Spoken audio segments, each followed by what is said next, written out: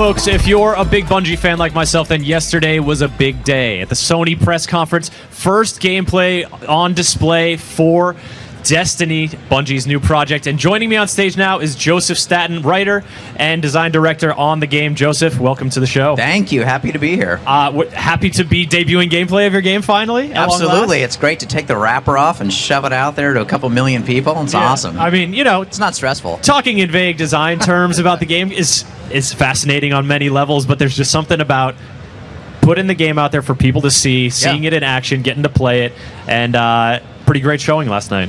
Yeah, thanks. It's awesome. I mean, it's a straight-up Bungie shooter. It's going to be a fun first-person shooter, but there are certain elements about it that are great to just explain in more detail and show people. Indeed, and we're actually going to run that demo from last night, awesome. Yeah. Or more or less what that was like, this sort of same piece, and we'll just sort of talk through it and see, talk about what we see. First off, it looks freaking gorgeous. It's amazing. I mean, I shouldn't say it looks amazing. I sound like a jerk. It's amazing, I know. But I mean, I'm not an artist, and it looks. I mean, we have incredible guys and gals that work there, and it's amazing. This is all coming right out of our engine. All that stuff. If you ran out there, it's all playable terrain. I mean, it's just a really powerful new engine that we've got. If you want to pick your way through the decayed freeway that's been sitting there for however many hundreds of years, and run across some. Now these guys are the Fallen. So these are the Fallen, one of the combatant races in the game, and this is actually from an early cinematic in the game. So this just helps set up the world. One of the first things you do in Destiny is, at least in the story campaign, is you go to Old Russia. Old Russia, not so much thriving at this point, and also I guess are these snows and dust and this is remnants of. What I really like about Destiny and the Earth area in Destiny is how it has all of this. You guys have front-loaded it with all this history. Absolutely. It's just begs you what did this wall separate them from? What are these spaceships that you discover behind the wall? What is the story behind all that situation? Absolutely. I mean, we love world building, and I think the best world building just asks questions. Puts questions in your mind. Why did they build this wall? What were they trying to keep out? What were they trying to keep in? What were those old ships in the background? What were they for? I mean, all that stuff. This whole idea of an abandoned Earth and an abandoned human civilization isn't just on Earth; it's on all the planets of our solar system. So as you explore Mars and other places, you'll see similar themes. You guys have, the deal that this came out of, the publishing deal with Activision for 10 years. That you guys have certainly laid a foundation, it seems, with your world building here that just gives you so much space and so much history to work with. And it must be kind of daunting to try to lay down something that you're like, this has got to be one of the most immensely fertile sci-fi worlds that has been created. Let's spring that out of our minds. Well, now you're getting me stressed out. I want to go back to work and get some more stuff done. Man, this is E3. This is where we just talk about video games. So this is where a friend has jumped in. Yes, exactly. So in this world, we're members of a fire team together. So we would have joined up prior to coming to the Old Russia, and we would have come together here in this private area. Now, is a fire team a session-by-session thing, or is it like a clan that sort of persists across your gameplay sessions? So a fire team is just a grouping of players that gets together to do a specific activity. Okay. So in this case, we're doing a story mission.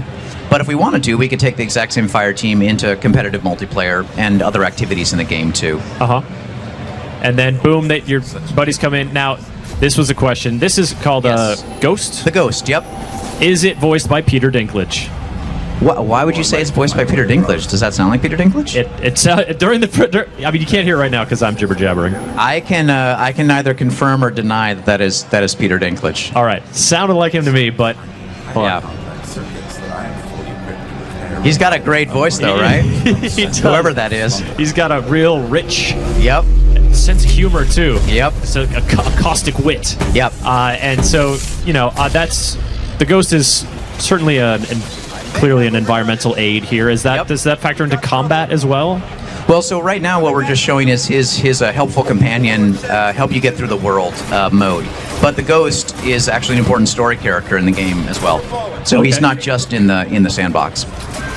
Does everybody get a ghost that just trickles down out of the traveler globe and accompanies them since infancy throughout the whole world? Well, the ghost is one of those things that, since you asked, actually gets issued to every guardian of the city. So if you're a guardian of the city, you get your own ghost, and like a lot of things in Destiny, there may be the ability to customize them later on. Maybe, but yes, he's your little buddy. Your really loyal, helpful companion. You would not be able to get through the world of Destiny, the Wild Frontier, without your ghost helping you every once in a while. Yeah, you need a little help, not just, certainly from friends who can wield guns, but also apparently from sophisticated AI floating friends, or if it is even AI. Well, in the game design sense it is, but what is it within the world? Little helpful friend, your companion. Your little friend. All right, so this... We got a glimpse a little bit later on about loot and sort of gun lust that you guys are sort of sparking a little bit with it. Talk about the guns we've got now. This one sort of seems like an SMG. Yeah, so I think had this a pistol out a second ago. Yeah, so I think this weapon I got here is a pulse rifle, which means it fires 3-shot bursts.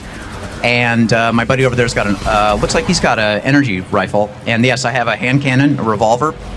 Not literally the thing you just shot from your hand that looks cannon-like. Yes, space magic. Yeah, it's space magic. I mean, it's awesome. I mean, all the magic in this game feels really kinetic and visceral, and it's like flinging a piece of the sun out of your fist. I mean, it's a really satisfying combat magic. It's great. Now, the player character here, there are 3 playable human classes, correct? Yep. That's the...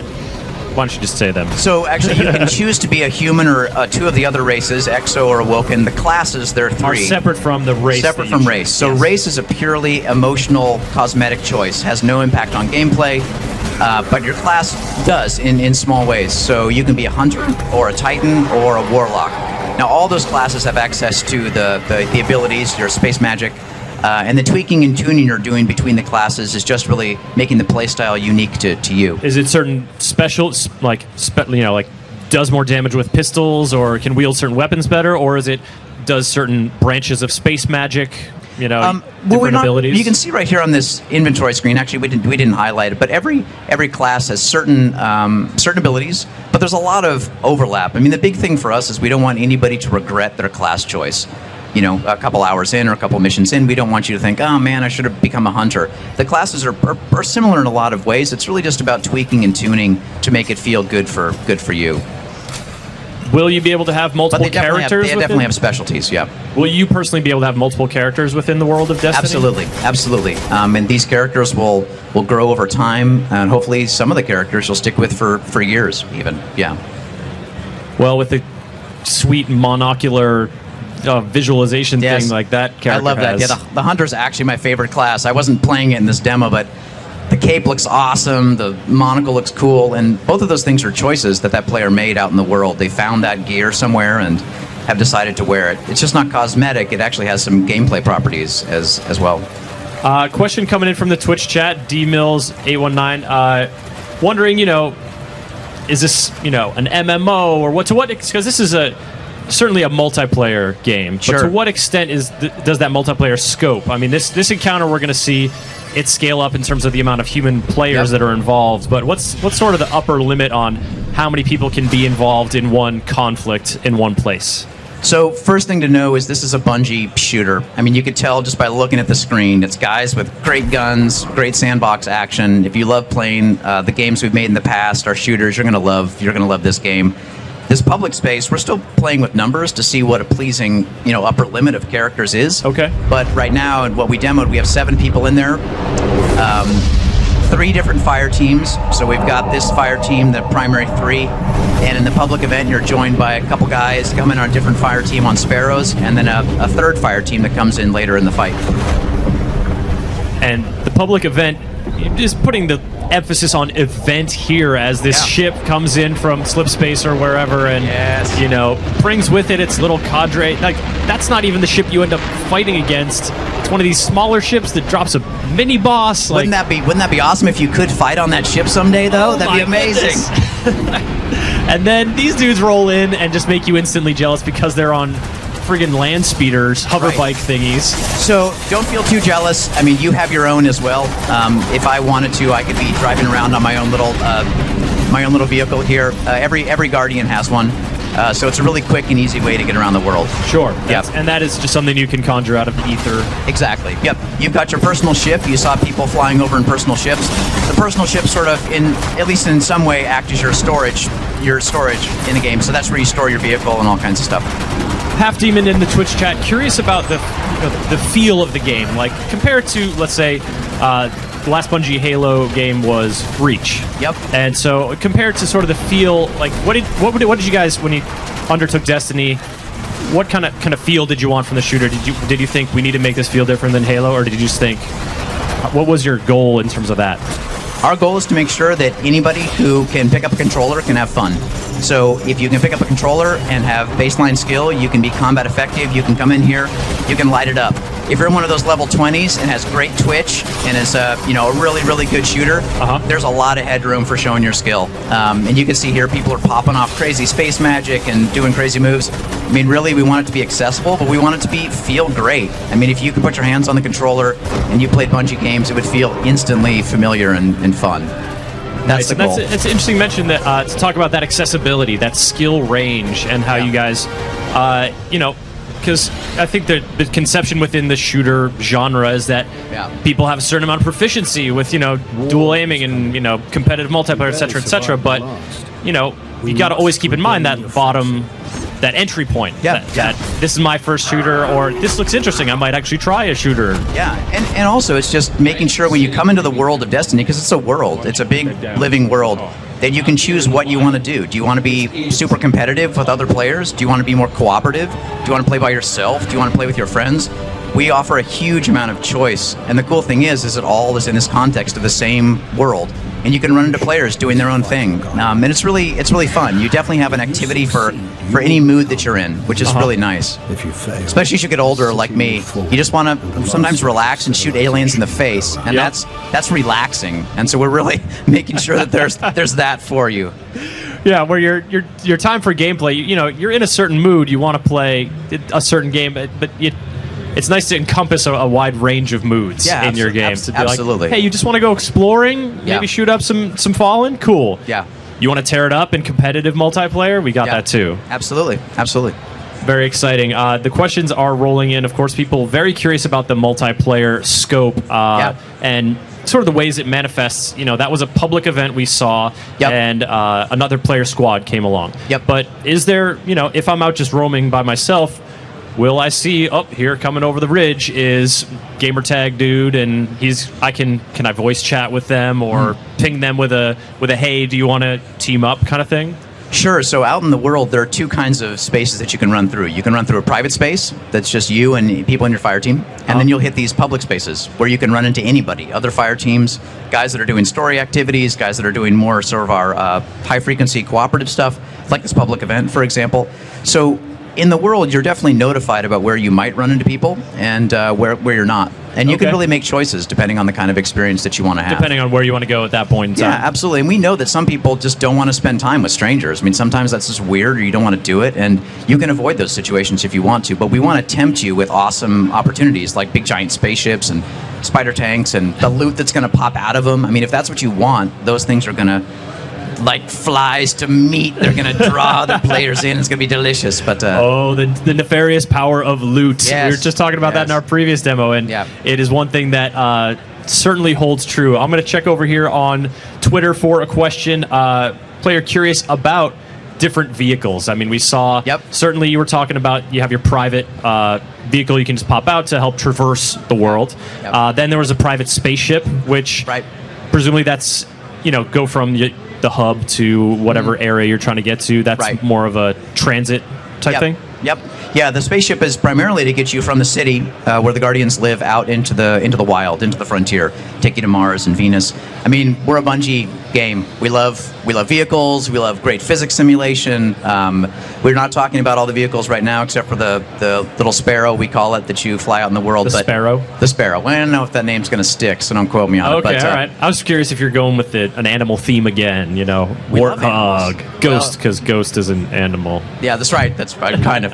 But I mean, this is a great Bungie sandbox game, so stay tuned.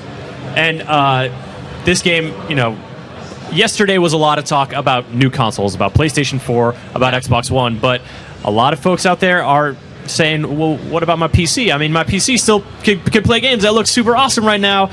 Destiny on PC? Well, I can't talk about it. I mean, obviously, we'd love to be on as many platforms as possible. I mean, we want to get the game into as many hands as we can, but we're not talking about PC right now. I know it's painful every time someone asks me that question. I can see it in your eyes.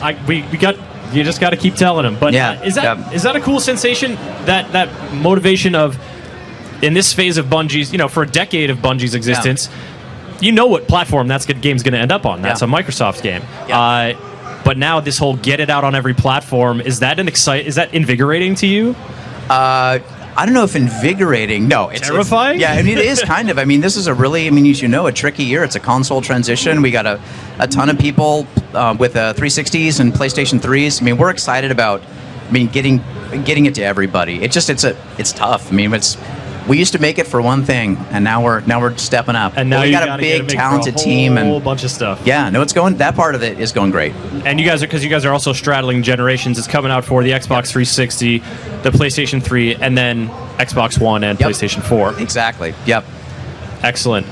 Just a few more questions here before we wrap up. Look, actually, you're a writer on the game. Let's talk a little bit about the story. Yep.